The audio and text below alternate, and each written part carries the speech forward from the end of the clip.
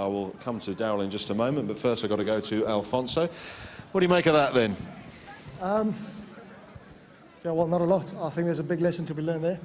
Don't play for the rain. Yeah. I think we were a little bit guilty of that after the power play.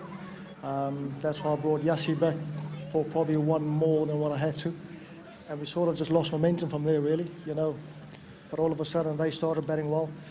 And it's difficult one to judge, though, because the rain is falling hard now, and that could have happened at any time. So you have to keep that in mind a little bit, don't you? Yeah, you have to keep that in mind, but I don't think you can plan for it, really. Yeah. You know, you just got to play it as you see it. And that is definitely a lesson to be learned there. Well, you're not out of it yet, though. You still can go through, but you've got to go and put in a big performance against Warwickshire. Yeah, I know, for sure. That is typical Somerset. We definitely don't like... We obviously do have to make a lot of hard work of things. So... yeah, so we'll have to put it right on Tuesday. OK, thanks for your time, Alfonso. Appreciate it. Well, that was better. Yeah, much better. Well, certainly the result anyway. So, yeah, pretty impressive striking there from Andre and Ross as well. A fantastic innings from him. Do you think you could do that halfway? We've always got a chance. The likes of Andre, Ross, Gaz Andrew obviously strikes well, Moan at the top of the order. So we've got the capabilities of getting that. We got roughly that score against Warwickshire on the same pitch as well. So... yeah, we're backing ourselves to get it, but I thought maybe it was 10 or 15 over par. Alfonso there, quite rightly saying you mustn't play for the rain, you've got to try and go and win it, but bizarrely you did play for the rain, it seemed. You put Andre up and he got stuck in, so did the Duckworth actually help you to just go out, clarify what you need to do and go and belt it? Absolutely. We 100% played for the Duckworth-Lewis par score, trying to get ourselves in front of the rate and stay there, basically. I think that little partnership with myself and Alexei got us going and got us somewhere near, and then obviously the fireworks that Andre can produce got us in front. You found a good one in Alex Wakely as well, haven't you? Ross Whiteley, sorry. We'll take Alex Wakely as well if you're going to give him us. But yeah, no, Ross is obviously just joined us and a fantastic lad, and I think he showed what we can expect, hopefully, for the coming years. Now, when we spoke last night at Edgbaston, you were saying, well, we didn't quite do it so well, all three facets. We got the the batting right today. What about the fielding, though?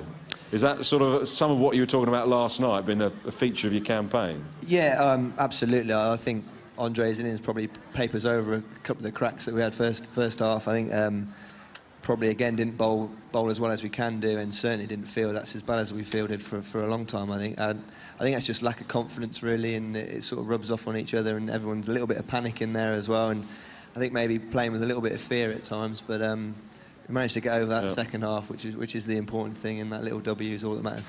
What about that? What an innings, wow. Yeah, I just want to thank God for a tremendous innings. You know, it's been a while since I played innings like that, so I give God thanks for it. Is that the way you'd normally play, or was that sort of hurried up a little bit by the weather conditions? Yeah, I'm always positive, but you know, up in some weather in the year, the coach gave me an instruction, and I just went out and I followed it. What about that chase? Did you think at half-time that you were going to be chasing something that substantial? No, we were hoping that we're chasing 150, you know, a closer target, but you know, it happened. It's T20 cricket, so you know, 190. I would say we're going to back our ability, you know, we know we have the team to do it. Well played to Ross Whiteley.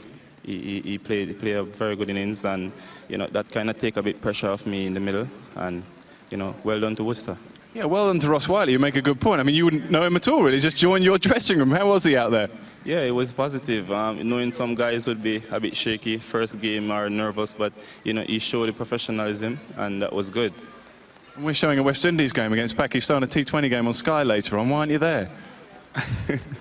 Well, yeah, it happens. You know, only 13 guys can represent the West Indies all the time, so I'm just waiting on my time again. Yeah, and presumably, if West Indies selectors were watching this game, that will have impressed them, won't it?